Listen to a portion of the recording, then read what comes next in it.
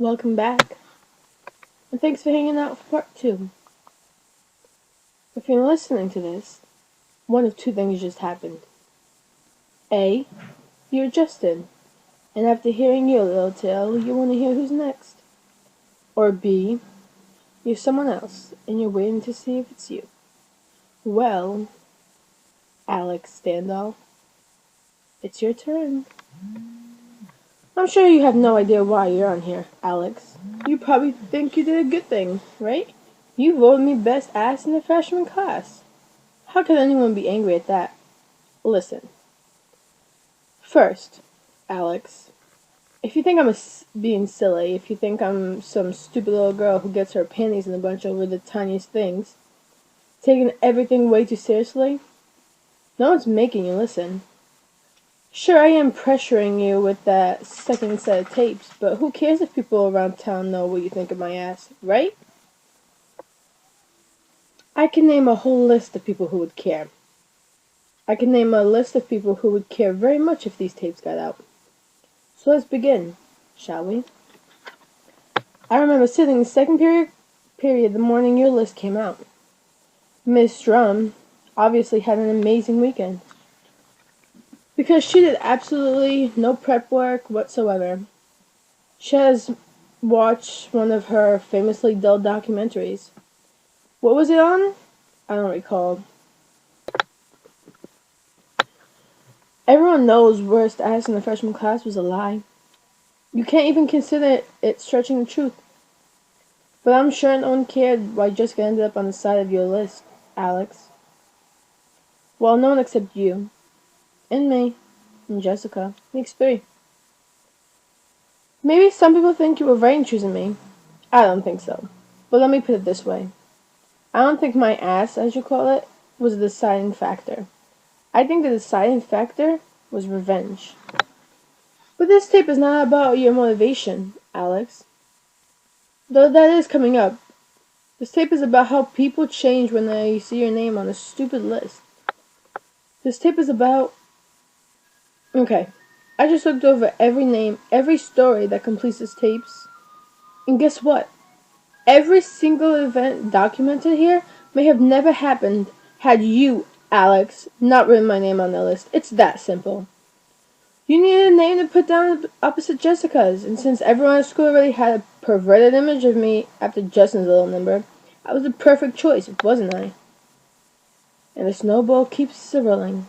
Thanks, Justin.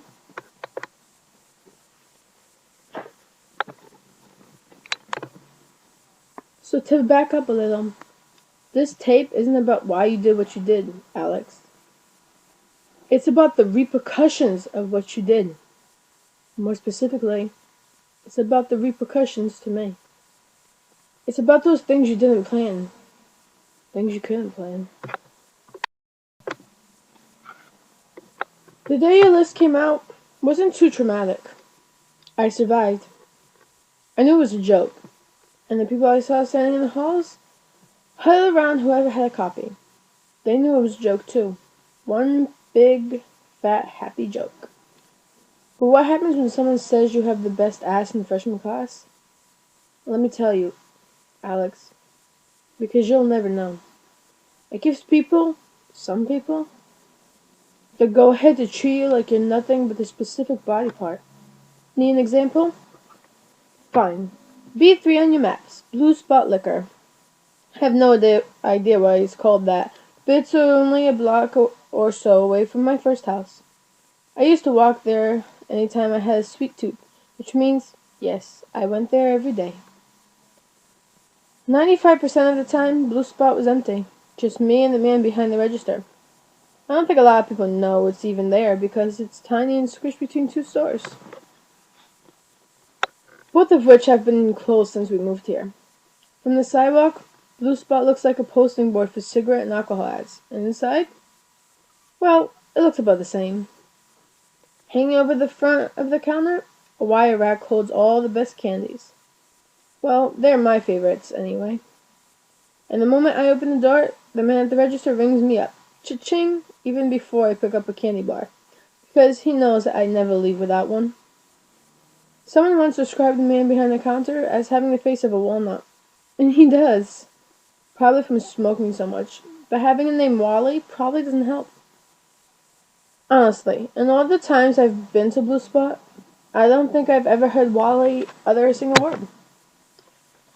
I'm trying to remember a single hello or hey, or even a friendly grin, but the only sound I ever heard him utter was because of you, Alex. That day, as usual, a bell jingled over the door as I walked in, cha-ching with the register. I swung my backpack over my shoulder and probably whispered, "Excuse me," but when I moved around him, I purposely avoided his eyes. I had the door in sight, ready to leave, when he grabbed my wrist and spun me around. He said my name, and when I looked into his eyes, the joking was gone. I yanked my arm, but his grip was tight.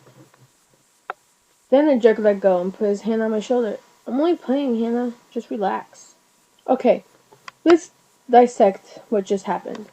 I thought about it the entire walk home from Blue Spot, which is probably why I don't remember which candy bar I bought that day. First his words, then his actions. Statement number 1. I'm only playing, Hannah. Translation: your ass is my play toy. You might think you have final say over what happens to your ass, but you don't. At least not as long as I'm only playing. Statement number 2. Just relax. Translation: come on, Hannah. All I did was touch you with no indication that you wanted me to touch you. If it'll make you feel better, go ahead. You can touch me wherever you like. Now, let's talk about his actions, shall we? Action number 1. Grabbing my ass. Interpretation: let me back up and say that this guy had never grabbed my ass before. So I know. My pants weren't anything special. They weren't overly tight. Sure, they were a little slung, a little low, and he probably got a hip shot. But he didn't grab my hips. He grabbed my ass. Alex, am I saying your list gave him permission to grab my ass? No. I'm saying it gave him an excuse. And an excuse was all this guy needed. Action number 2. He grabbed my wrist, then put his hand on my shoulder. You know, I'm not even going to interpret this. I'm going to tell you why it pissed me off. I've had my butt grabbed before, no big deal. But this time, it was grabbed because someone else wrote my name on a list. And when this guy saw me upset, did he apologize? No. Instead, he got aggressive. Then in the most condescending way, he told me to relax. Then he put his hand on my shoulder, as if by touching me he'd somehow comfort me. Here's a tip. If you touch a girl, even as a joke, and she pushes you off, leave her alone. Don't touch her. Anyway, just stop. Your touch does nothing but sicken her. There are some sick and twisted people out there, Alex. And maybe I'm one of them. But the point is, when you hold people up for ridicule, you have to take responsibility when other people act on it. Actually, that's not right. You didn't hold me up for ridicule, did you? My name was in the hot column. You were Jessica's name in the not column. You held Jessica up for ridicule. And that's where our snowball picks up the speed. Jessica, my dear, you're next.